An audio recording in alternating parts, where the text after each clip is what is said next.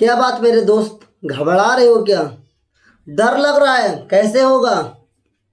डरिए मत, क्योंकि आज जहां पर हैं आप उससे आगे ही आप जाएंगे। मेरा बात मानिए, आप लगातार प्रयास करिए। आप मान लेते हैं यहाँ पे कोई वस्तु रखी है और यहाँ पर आप लाना चाहते हैं, तो आप यहाँ पर लेकर आइए, फिर रुक जाइए, फिर लेकर आइए, फिर रुक जाइए, तो इसमें समय ज़्यादा लगेगा और काम कम होगा। अब उसी स्थान पे एक स्प्रिंग को लेते हैं। एक स्प्रिंग यहाँ से यहाँ तक लगानी है, आप यहाँ से खींच लिए, फिर छोड़ दिए, बोले आराम कर लें, फिर आगे खींचेंगे, फिर खींचा, फिर छोड़ा, फिर खींचा, फिर छोड़ा। ऐसा बार बार करने से क्या होगा? समय ज़्यादा लगेगा और कामयाबी बहुत देर में मिलेगी। मेरा कहना क्या होता है, उस स्प्रिंग को पकड़े रहते, फिर आगे बढ़ते, फिर आगे बढ़ते, ये धीरे धीरे आगे बढ़ते। लगातार आप प्रयास करेंगे, सफलता आपको जरूर मिलेगी मेरे प्यारे साथियों।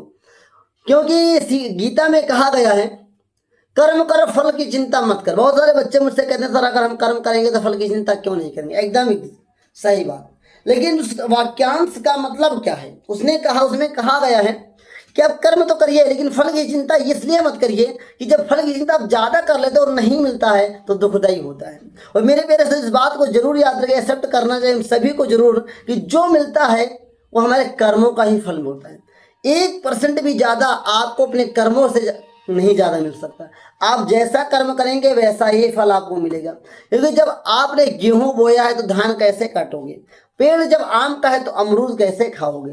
तो जैसा कर्म करोगे फल वैसा ही मिलेगा। जिन विद्यार्थियों का रिजल्ट बेकार आता है, बहुत मेहनत करने के बाद भी रिजल्ट बेकार आता है, मेरा मानिए आज से ईमानदारी से मेहनत करिए। दिखावे के लिए पढ़ाई मत करिए कि सर जी आ गए तो लो दिखावे के लिए पढ़ाई शुरू कर दे, घर वाले आ गए तो किताब खोल के बैठ गए, किताब खुली हुई है, ध्यान कहीं और है। ये काम आप अपनी या काम चोरी जो कर रहे हैं ना, बहुत ही गलत कर रहे हैं। तो आज से ही ईमानदारी से मेहनत करिए, सफलता आपको जरूर मिलेगी। एक्सपीरियंस मैंने किया है इसलिए मैं बता पा रहा हूँ, क्योंकि जिसने आम का स्वाद चखा होगा वही आम बता पाएगा मीठा या खट्टा है। तो मैंने इस स्वाद को चखा है और आप उससे मेरा रिक्वेस्ट है आप धैर्य बनाए रखें। क्योंकि मेरे प्यारे साथियों, अगर किसी स्थान का रूल है कि आप लाइन से आकर ही यहाँ पर प्रसाद चढ़ा सकते हैं, तो आप अगर धक्का मुक्की करोगे लाइन से बाहर हो जाओगे, फिर पीछे जाओगे, ज़्यादा करोगे लाइन से हटा ही दिया जाएगा। तो आप धक्का मुक्की मत करिए, शांतिपूर्वक ईमानदारी से मेहनत करिए, सफलता आपको जरूर मिलेगी। बस कुछ देर में मिलेगी लेकिन जरूर मिलेगी। होता है ना कि कुछ चीज़ देर में मिलता है और टिकता बड़ी देर तक है, और कुछ लोगों को जल्दी मिल जाता है तो जल्दी खत्म भी हो जाता है। तो टिकने के लिए जो सफलता है ना, उसको आप के लिए टिके रहना जरूरी है।